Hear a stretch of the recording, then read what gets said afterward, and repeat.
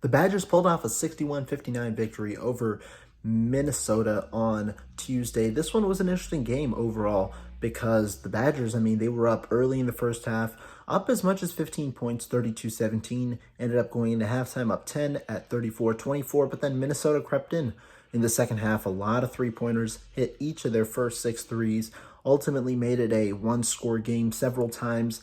And this one was one where you saw each team go on their own runs. Wisconsin went on a run, then Minnesota went on a run. These were quick runs that kind of brought each team back into the game. Ultimately leads to a 2-point victory for Wisconsin where it went down all the way to the wire. AJ Storr hit free throws to essentially seal the deal for the Badgers. But breaking down this one, things that immediately popped off. The hometown kid, Tyler Wall, 16 points, 6 of 7 shooting. Just an all-around game. He had three blocks as well, a steal, 4 assists, 3 rebounds. Just an all-around game, and had a couple of really tough finishes, around the rim. Seems to be, getting better at that hook shot. A couple of other moves that he had to get some buckets around the rim. Went 3 for 4 from the line as well. A nice game from him, who also, he made his second 3 of the season. Elsewhere, you saw Storr go for 15 points and 12 boards. He was the main rebounder on the day. But the Badgers, they brought in Isaac Lindsey. He was the guy who was the backup point guard to Kamari McGee, with McGee out. And it was a regular rotation other than that. The games in the past, Wisconsin, the last 2 have really struggled at the beginning of the game. Kind of the bench has settled in, come in, given some meaningful minutes. That wasn't necessarily the case, though, today. Wisconsin got off to an 8-2 lead, and then Minnesota started to creep back in with one of their early runs.